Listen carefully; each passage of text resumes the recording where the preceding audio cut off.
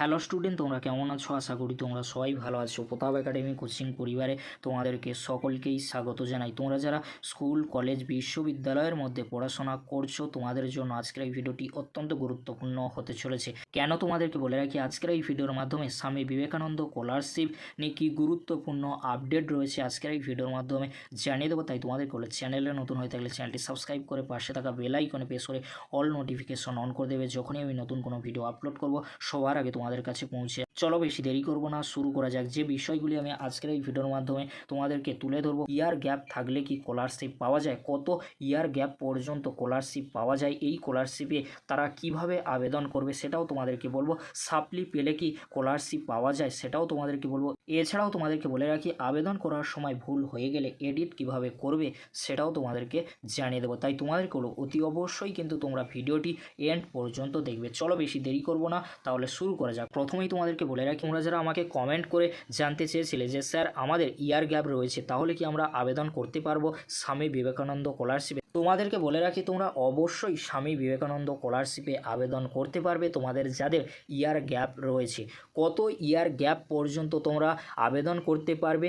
2 ইয়ার gap পর্যন্ত তোমরা স্বামী বিবেকানন্দ স্কলারশিপে আবেদন করতে পারবে। তোমরা যারা 2024-25 শিক্ষাবর্ষে স্বামী বিবেকানন্দ স্কলারশিপে আবেদন করবে, তোমরা যারা পাস আউট হয়ে রয়েছে 2022-23 সালে, তোমরাই কিন্তু আবেদন করতে পারবে। তোমরা যদি অ্যাডমিশান নাও কলেজ বা ইউনিভার্সিটিতে, তবেই তোমরা স্বামী বিবেকানন্দ স্কলারশিপের জন্য এলিজেবল হবে। অবশ্যই তোমরা মাথায় রাখবে, তোমাদের যাদের ইয়ার গ্যাপ রয়েছে, তোমরা যারা অ্যাডমিশান নিয়েছো স্বামী বিবেকানন্দ স্কলারশিপে আবেদন করবে, তার আগে তোমরা স্বামী বিবেকানন্দ স্কলারশিপের হেল্পলাইন নম্বরে কল করে নেবে। আর তোমাদেরকে বলে রাখি, তোমরা যারা স্বামী বিবেকানন্দ স্কলারশিপে আবেদন করবে, ইয়ার গ্যাপ রয়েছে, তোমরা যখন আবেদন করবে ইয়ার অফ কোয়ালিফাইং এক্সামিনেশান, অর্থাৎ তোমরা লাস্ট এক্সাম যে সালে দিয়েছিলে, তোমরা এখান থেকে কিন্তু সিলেক্ট করে নেবে। যদি তোমরা 2022 সালে পাস আউট হয়ে থাকো তাহলে 2022 দেবে, 2023 হলে 23 দেবে, 2024 হলে 24 দেবে। অবশ্যই তোমরা এটা কিন্তু মাথায় রাখবে, 2022 সালে পাস আউট, 2023 সালে পাস আউটরাই তোমরা ইয়ার গ্যাপ তোমাদের যাদের রয়েছে তোমরাই কিন্তু আবেদন করতে পারবে। এখানে আরও তোমাদেরকে বলে রাখি, তোমাদের যাদের ইয়ার গ্যাপ থাকবে অবশ্যই তোমাদেরকে সালটি সিলেক্ট করে নিতে হবে। সালটি সিলেক্ট করার পরে তোমাদেরকে রিজন দেখাতে হবে, এই কারণে তোমাদের ইয়ার গ্যাপ হয়েছিল, এখানে তোমাদেরকে রিজন দেখাতে হবে। ফাইন্যান্সিয়াল হেলথ অবশ্যই তোমরা এখান থেকে সিলেক্ট করে নেবে।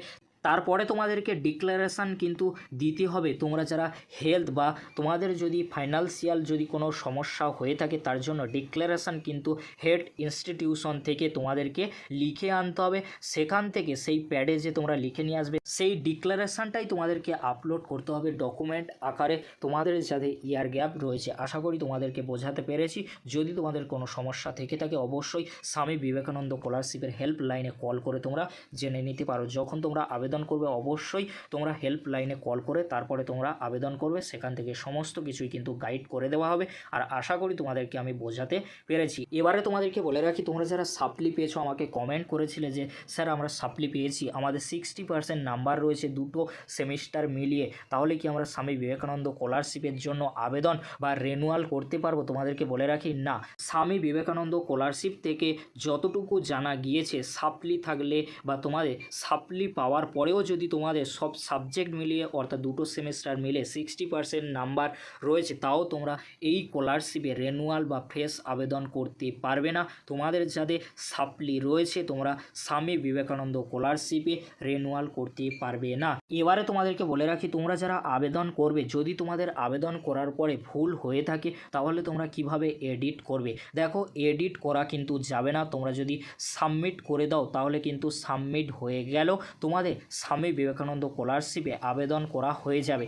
তাহলে তোমরা কিভাবে এডিট করবে? অবশ্যই তোমরা তোমাদের ইনস্টিটিউশনে যোগাযোগ করবে, স্কুল, কলেজ, বিশ্ববিদ্যালয়ে তোমরা যোগাযোগ করে তারপরে সেখান থেকে তোমরা আনলক করবে। আনলক করার পরে তোমরা খুব সহজেই এডিট করে নিতে পারবে। তাই তোমাদেরকে বলে চিন্তা করার কোনো বিষয় নেই। এই ছিল গুরুত্বপূর্ণ আপডেটটি যদি হেল্পফুল হয়ে থাকে অবশ্যই ফ্রেন্ডদের কাছে বেশি বেশি করে শেয়ার করে দিও। আজকের এতটুকু, পরবর্তীতে দেখা হচ্ছে নেক্সট কোনো একটি ভিডিওতে।